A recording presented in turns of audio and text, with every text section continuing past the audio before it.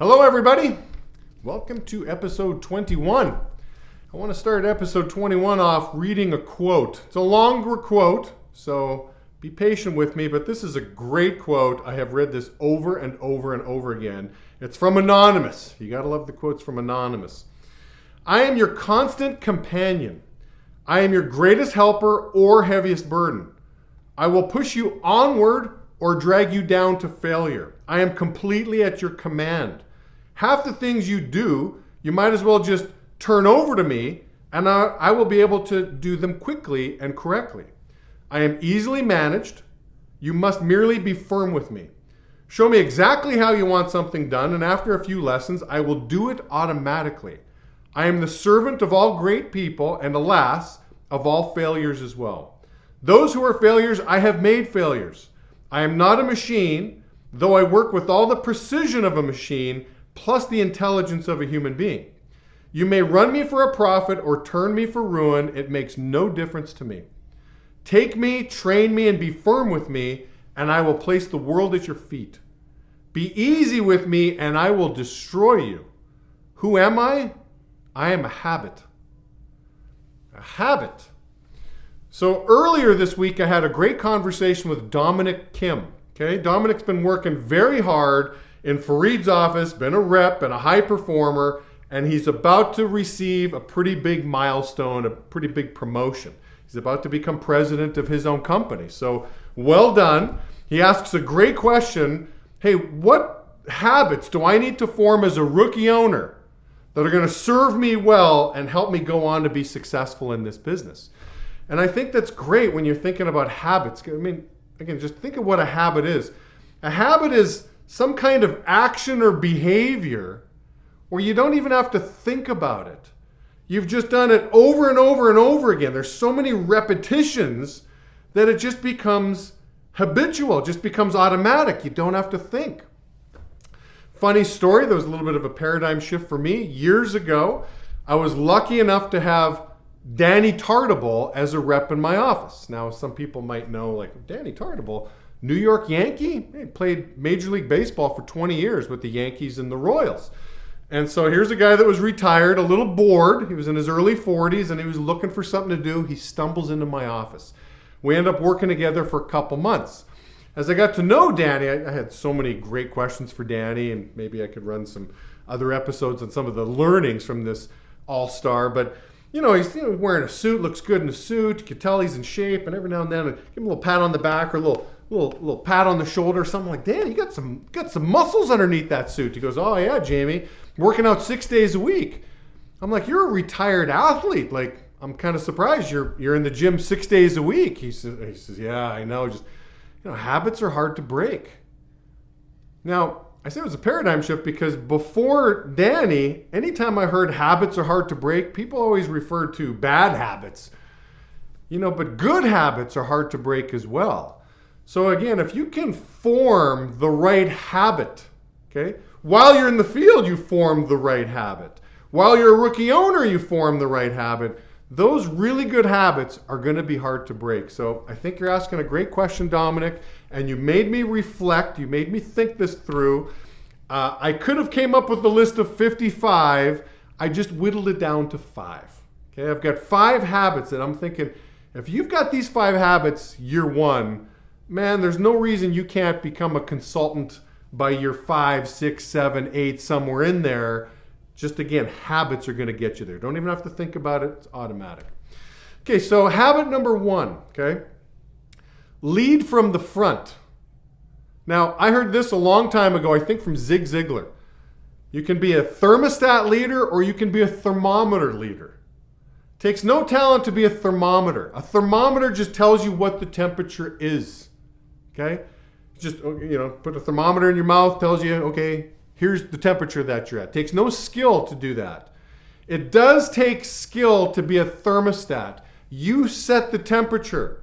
You want your team to be hotter, you set yourself to hot. You want your team to be colder, you set yourself to cold. But the environment, okay, the temperature of the environment, the temperature of the team is all going to be determined by the thermostat. So that just means, again, you got to lead from the front. first one in, last to leave. An owner who's not afraid of the field, who's not afraid of going in the field, setting the pace. So again, just leading from the front. There's a lot of subcategories that come from that, but just understand, I mean, this is always something that I've thought of, over the last 20 some odd years. Just be the role model you want your people to be. I mean, isn't that really what we're trying to do? Just be the example, be the role model that you want from your people. Just model the behaviors that you want from your team. Instead of just telling people what to do, just show people what to do. Okay, so that's habit number one. In my opinion, there's nothing more powerful in the world of leadership than leading by example. People learn with their eyes. They don't necessarily learn with their ears. All right? That's habit one. Habit two is weekly planning and execution. Every week it seems like our businesses change. Every week it's kind of it's a new crew. It's a new dynamic. There's something to pinpoint. So I think having that time in the general's tent before the war, again, let's just get in the tent. Let's plan the war. I mean, I think that's just so wildly important. Same day of the week, same time on that particular day. Spend some time, you and a notepad and a pen, or however you want to do it. But there's got to be some weekly planning. What are the things that are most important? Great question I always ask myself. What are the two things that if I accomplish these two things this week, there'd be a chain reaction of other positive things that would happen in my business? What are those two big things? So just think about it. You're prioritizing, you're planning, and then you execute. I mean, the relationship I have with my calendar, I own it. I am the architect for 1 hour of the week, and then it owns me the next 167 hours of the week. So that's my relationship with my calendar, but that habit of weekly planning and executing, I think, is wildly important. All right, then, third habit I have for you, financial habits, okay? You want to run a strong business. You want to drive revenue, okay? That's one of the roles you have. I want to drive revenue. I want to, add recruits. I want to grow my business. I want to add and multiply leaders. I want to drive my dollar per rep.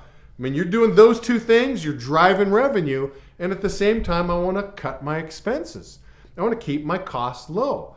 Now, there's some things that I am not cheap with, that I will always be generous and spend money. I want to spend money on people, on bonuses, on recruiting, on team nights, on like rewards for the team. So I'm not going to be chintzy in those departments, but you better believe I am going to be chintzy when it comes to hotel bookings, when it comes to my personal lifestyle, automobile. Now that might not fall on favorable ears, like, oh, really? I thought you become a business owner to take care of yourself. Just listen to this, okay? Entrepreneurs live like no one else. So then one day they can live like no one else. So again, if you want to live large and you want all the great stuff, hey, there is a sacrifice that's going to be associated with that, and you want good, strong financial habits. Year one in business for me, I didn't run a high revenue business. I ran a fairly poor business. And little did I realize it was building muscles, financial muscles, because I had to keep things lean to stay alive. And boy, did those good financial muscles come in to serve me well. When I did learn how to really figure out how to drive revenue, I had the financial muscles there. The discipline to not spend and not splurge on myself. Somebody said, hey, Jamie, you're like a farmer. Like, you can either eat the seeds or you can plant the seeds. I'm like, oh, I got no problem planting the seeds, reinvesting in my business, again, spending more on recruiting, on administration, on the team, and then let those seeds grow and cultivate a harvest. So again, entrepreneurs live like no one else, so then one day they can live like no one else. So I love that quote. Another great habit. You want to be a great student, okay? You're constantly learning.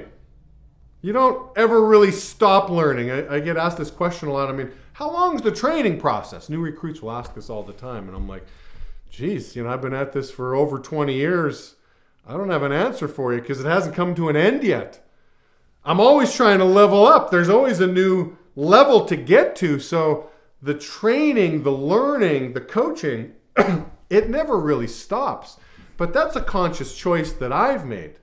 Okay? The minute that you've arrived, okay, the minute that you get there and you're at the top, well, there's only one way to go once you're at the top, and that's down.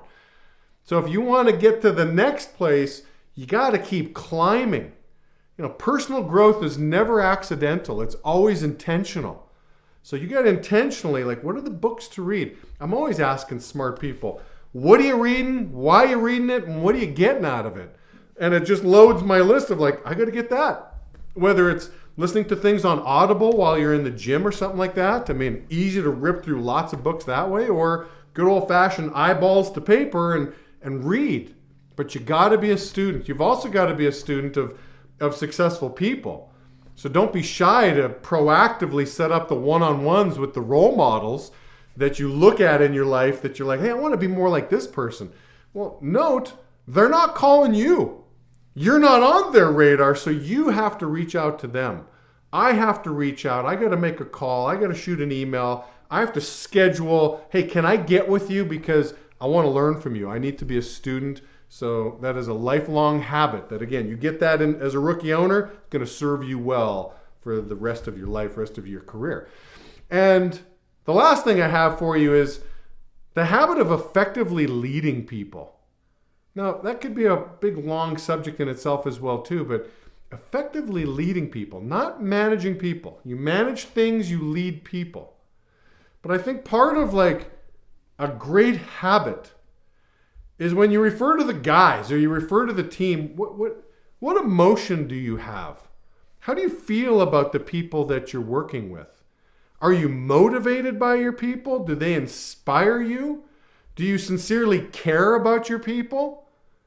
I've seen some people over the years where they refer to the guys or they refer to the team, they say in kind of a negative, oh man, I got to go hang out with the guys. Kind of negative, really? You gotta go hang out with the guys? That's a bad thing? Don't you want to?